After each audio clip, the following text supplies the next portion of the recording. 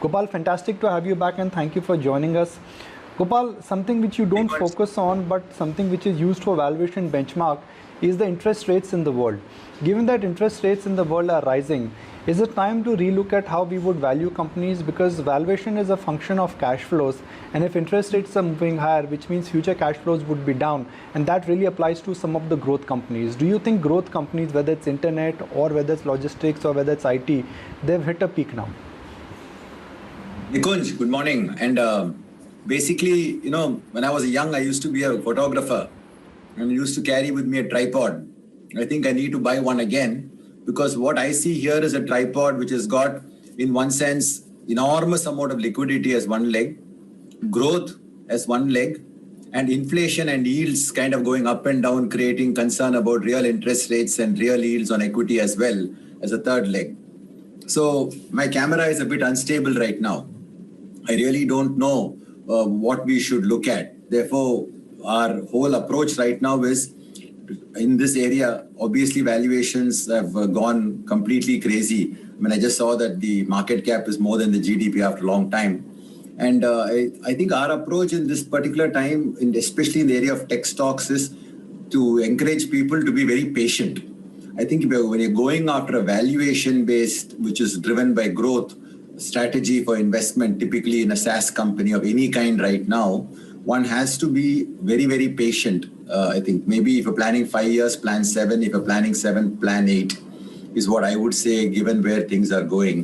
Whether interest rates go up a bit or they come down again or stay in some zone, I think the current valuation trends in the VCP industry, especially in VC industry, you're typically seeing people paying now 30 to 40 times for a SaaS company in terms of revenue multiples.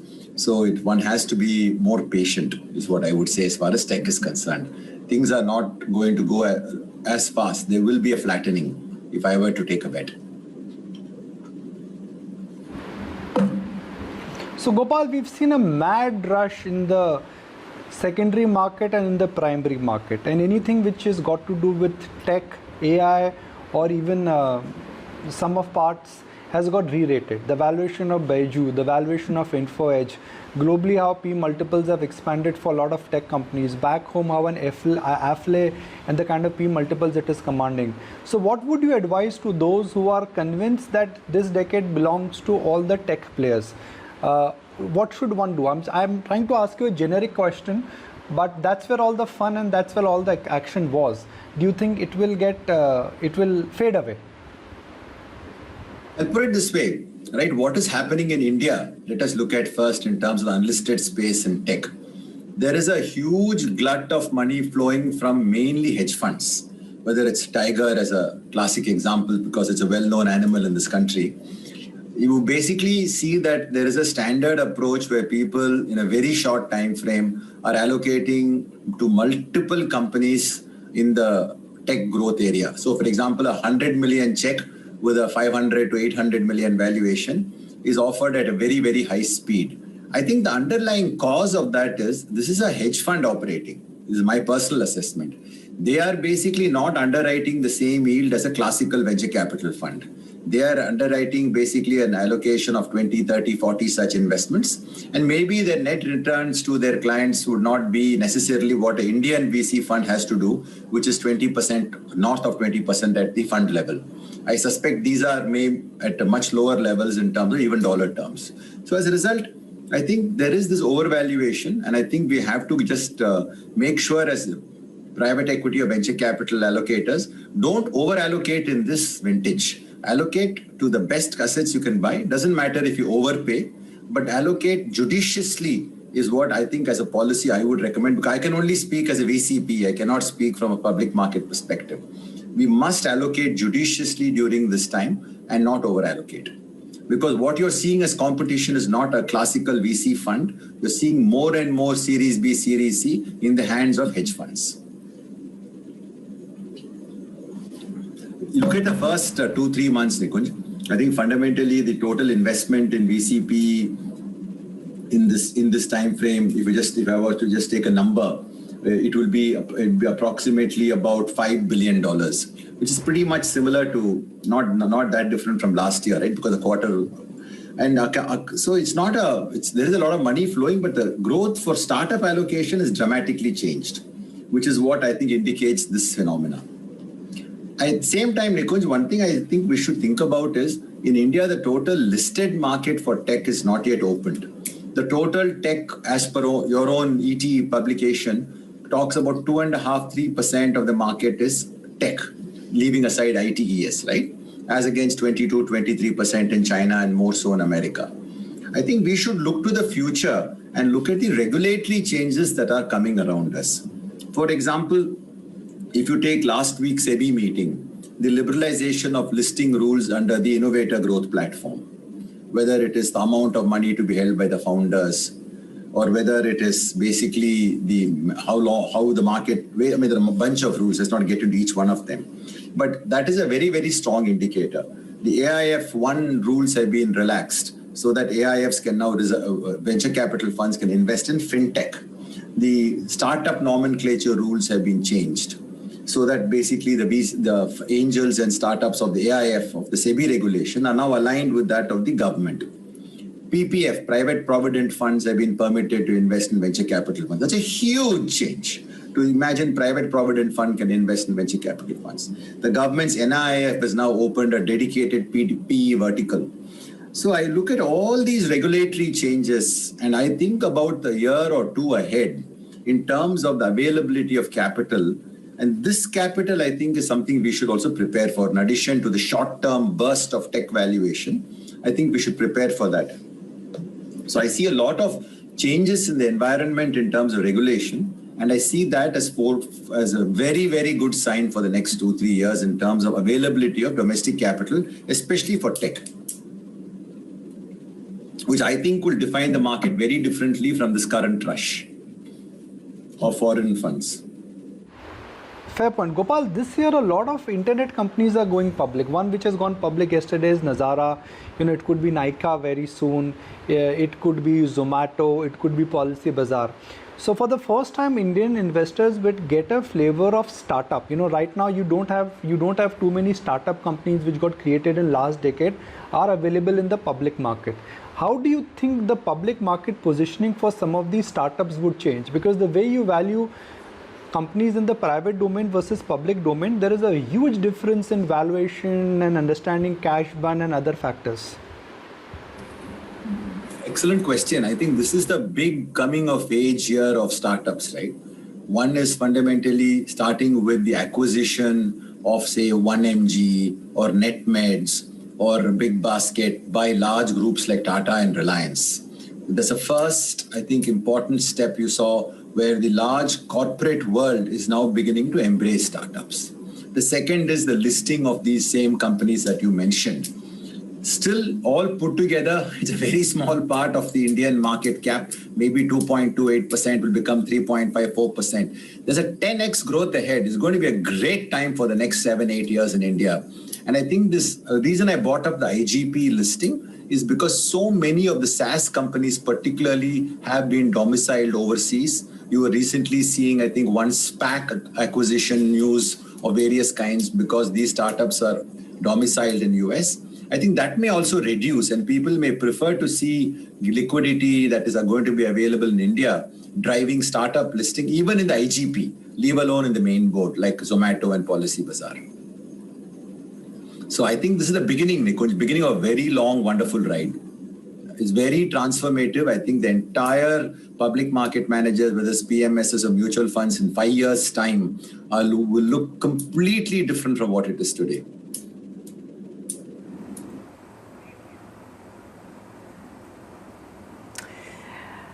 Mr. Srinivasan, Abha also joining in, and I take your point that things are looking quite rosy and that this is only just the beginning. But for the sake of argument, I want to just understand what the challenges could be as you foresee. I mean, in the last 10 years, we had a lot of debate with regards to margins and this being a volume game and really heavily VC-backed kind of growth that we were seeing across some of these key startups. The conversation has changed today, of course, with so many heading for IPO and having proven scale. But going forward, what do you feel will continue to be some of the key challenges as we see it for some of these unicorns? Let me just look at the tech space in general, Abha, I have a strong bias, and I'm going to put that on the table. Fundamentally, I believe it's availability of domestic capital which will define the kind of investments that are made. Investments by large global funds, especially hedge funds, are and sometimes good, always good to get capital, can never be bad, but also distortive in terms of valuation because they are seeing a preference set and a strategy across the world. Indian capital or domestic capital is very, very fundamental because it is much more discriminative in terms of what is the kind of business it creates. All the value it has to create is within the country. So I keep going back like a stuck record to the one idea that today domestic capital formation in India has remained static at 24-25%, even though savings sometimes go up to back to the 31-32 it used to be. The moves the government are making are very positive. They are going to release more and more capital to Indian managers, VC managers and PE managers, especially VC managers with all the changes that I listed above. This, I think, will create a very strong bias on performance by these startups being as important as basically rush to being valued as just unicorns. Will all of them make it? You know very well all of them won't. There will be challenges, there will be crashes. But we are actually peripheral to a larger investment strategy of a global fund. And now, as we become mainstream with more and more Indian funds emerging in the VC space, I think in the next 5 years, that will create a selection bias to select startups which will actually perform more in terms of real metrics. Because with this interest rate going up, as you pointed out, and inflation coming, which is very, very globally visible, you are really going to naturally find startups which have to also generate cash, right? Because the cash is going to be far more important in the next 2-3 years. Any asset today that is capturing inflation will be only possible if it is generating cash. So that's why people are going into discretionary, consumer discretionary. People are going more into financial services because they are also preparing that inflation will come. So I go back to a simple idea, Abba, domestic capital. Domestic capital means more domestic funds. More domestic funds means better choices being made. When I use the word better to define, businesses that will actually generate value, whether they're startups or whether it's growth. So I am kind of sort of very clear about the idea that foreign capital is fantastic, but domestic capital will make a big change when India goes from, say, 2-3% of the market cap from tech to, say, 25% of the market cap, or even 30% of the market cap from tech. And I would say that in 7-8 years, maybe 10 at the outermost, but 7-8 years.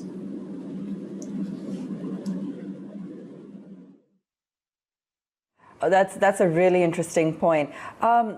Does that also mean, there was a little bit of jugglery with some of these companies looking at a mix of online, offline, even something like a Nykaa, which started off as a pure play online model, has progressed to a slightly more hybrid model, for example. Do you still see argument for that? Or when you are looking at, a few years down the line, do you see, when you say tech, do you see it purely as an online model that's really taking over?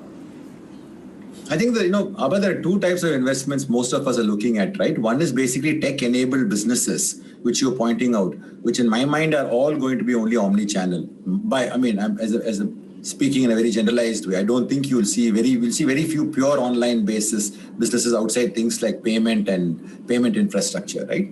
So you're really going to see online, offline businesses like all e-commerce today, the offline component is growing dramatically, as you could see, whether it's Amazon or whether it's Reliance or whether it's any other player, whether it's Tata's buying Big Basket and so forth. So I think the conversation on online, offline is become now an omni-channel conversation. But I think the real opportunity which I'm seeing in India is basically technology providers and people are providing technology which can be used by other technology providers. And that, I think, is where the big growth is. You saw the poster child of that would be Postman, right? We've got $1 billion valuation practically with no revenue, was 6-9 months ago. Currently, you're seeing Charge B, which is being written about in the 100 unicorns list in Chennai, which is basically a provider of subscription management services. You saw a funding of a company called YAP last week, which provides interconnectivity between various NBFCs, banks, and payment gateways. I think the technology provider is the next big breakthrough, and that's where we are spending a lot of time. People who are providers of technology and not traditionally the consumer internet, where the online offline conversation, which you so correctly brought up with Nykaa, now it's Big Basket, now it's basically Amazon and more, whether it's Reliance with their own stores. You saw Amazon yesterday has bought a company which provides a POS solution for Kirana shops. So the Kirana shops can integrate their backend into Amazon. So that I think is a separate conversation. I'm more interested today in the tech providers for business or the tech for tech providers, as we call them at TBS Capital. People like ChargeBee. I think those companies, there are a lot of them coming up. And those are going to be the real big game changers of the next wave. After your EdTech and your consumer internet and your payment, which is your first big wave, right? Now I think the next big wave is going to be around technology providers. And Postman was a fantastic beginning. Keep your eye out for technology providers, whether it's Freshworks, which is unfortunately a great company, but unfortunately listing in America because it's a child of that time, or if Zoho decides to list. You saw ChargeBee in Chennai, three of the SaaS companies in Chennai. Look out for more of those.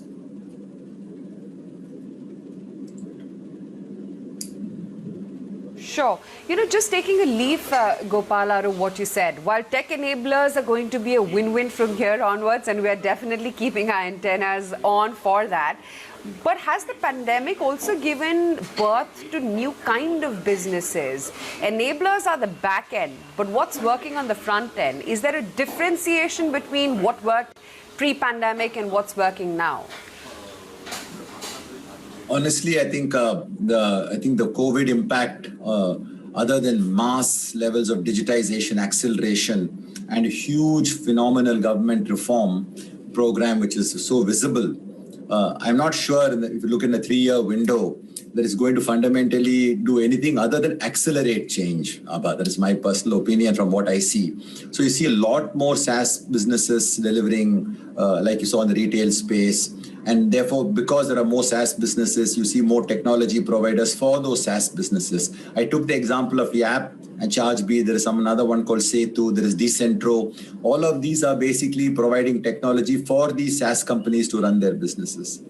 So I really look at pure technology providers providing software solutions as a service with a subscription model, or basically people providing technology for those companies, is where we are spending most of our time. The other businesses, if you see, like especially in agriculture, you see a lot of lending businesses using technology. You see the similar thing in terms of supply chain, which is going through a major change in India. Supply chain financing, MSME financing. They're using technology, but I'm not sure it's been accelerated by COVID or any such moment. It's fundamentally a trend that is becoming faster and faster and faster. So you see a lot of technology in lending, but I wouldn't call them as technology businesses. They are simple tech-enabled businesses, like every business is today post-COVID, right? Much more so. That 5-year or 4-year acceleration of COVID, whichever number you want to take, has already taken place. But I think the key thing really is look for technology providers, more and more technology providers. I think Dream 11 was as a dream, right? Nazara is another fantastic dream, even though I heard your comments about the stock price this morning. But look for technology providers, look for Postman, look for ChargeBees, or look for Zohos, look for Freshworks, look for Capillaries. I think that's where I would spend a lot of time. And the reason I'm saying that, Abha, these are all businesses in some sense that take a leaf out of IT-enabled services. They are developing products in India for the world. So if you look at the ChargeBee founder, he's relocated to Netherlands. Look at Mad Street Den in Chennai, one of the only AI enablement platform, for example, that's used by people right all the way from Tata Digital to various brands abroad, where people want to enable AI onto their e-commerce platforms. This is where I'm spending a lot of time. I don't want to use a word like deep tech, but these are technology providers for technology businesses and for people who want to use technology. I think that's an area to keep your eye out for. I think that is the next 5-year wave of India. It's a great point, but just to bring our viewers up to speed with what's happening to some of the stock prices of, let's say, a Shopify, or how Salesforce stock price has corrected in this market drop. some would argue that from a market standpoint, this is a well-discovered theme, and if interest rates will go higher, you may actually not give them valuations, because valuations, like I started, is a function of cash flows, and if high interest rates means future cash flows will go down. True. I was just making a segue to the next 3 to 5 years. I think the next 3-4 years, what you say is 100% true. You really need to look at businesses that are more going to capture whatever inflation or interest rate increases that take place. But I think since we're talking about technology, I just thought this whole emergence of companies that are pure technology companies, providing either like Zoho or Freshdesk or the other examples, I think that's an area to keep an eye out. And if those companies list, then you're going to see listings like Snowflake. That I think is a big next 5-year game changer in this space. I'm not into the next 1 year, Nikunj, because we are investing for 5 to 10 years. So we look at 1 year, we observe what's happening in the year, but don't get too much into it. So in my summary, look for technology providers. Domestic capital will create a new breed of funds, and the regulatory environment has never been as positive as in the last 14 years that I've been in business in private equity. It's really, and there's more to come in my mind, but there is absolutely going in the right direction, whether it's with AIFs, whether it's with listing, whether it is with domestic capital being provided to venture capital and private equity. I mean, look at the Prime Minister starting a seed fund to help incubators fund their incubatees, and forming a council to advise them, which consists of people from the industry. I just think that's a big story for domestic capital. Such a great point. So Gopal, while private investors have a liberty of investing early, investing at different stages of a company, public investors and some of our viewers do not have this luxury. But based on your experience and how you understand both investing and valuations, if somebody says, look, Gopal, I watched your interview in ET Now, fantastic interview, but I have a simple follow-up question. How can I get rich? Give me an advice, give me a tip. How would you respond? Well, so the same old way, Nikunj, build a great business. That is, if you're an investor, find a great business to build in. I think these are timeless changes, whether you're going back in time to any of the classic value investors, or whether you go back to a Warren Buffett, or whether you go to Rakesh Ji, anywhere. Finally, you have to find great businesses and back them if you're an investor, and try to ignore the short-term trends as much as you can, and stay long and protect your money by backing great businesses. So find those great businesses and stay with them patiently. This is exactly what private equity does, and that's what I think every retail investor should try and do. Surfing comes with the risk of accidents.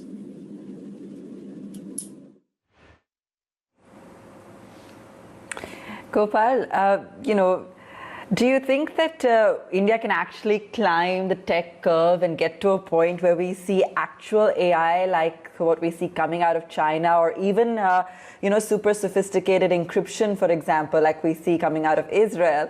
I mean, would that be the next next sort of level to aim for? Do you see that actually happening in terms of tech capability coming out of India? I think India will look more like an extension of America. It will not look. Israel is very unique as a country. They've done some fantastic things. But unlike China, which is with this walled economy, India will look more like an extension of America.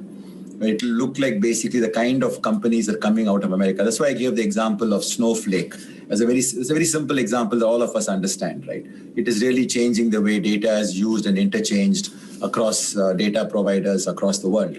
So I think you will look more like, I think while I hate to use words like, Silicon Plateau and so on to describe Bangalore, I think, but it captures one idea that India will look like America. It's very influenced by how America develops. It's very influenced by Indians who spend time in America.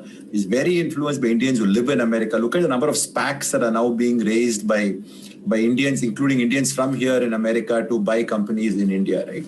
So I would say it look like America. That's why I keep giving examples from the US market more than any other place. And I just please do remember this idea of what happened in 2000, the skill arbitrage. I prefer to call it a skill arbitrage and a wage arbitrage of how we developed the ITES industry. Just apply the same thing to developing tech providers and technology providers for business. That I think is going to be 2020 to 2030.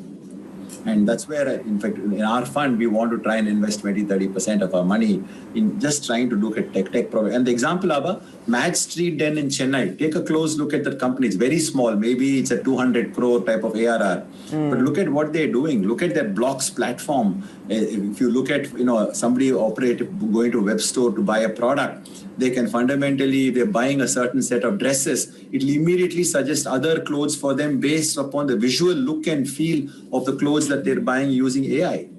It is amazing what that husband-wife duo of the Ashokans have done.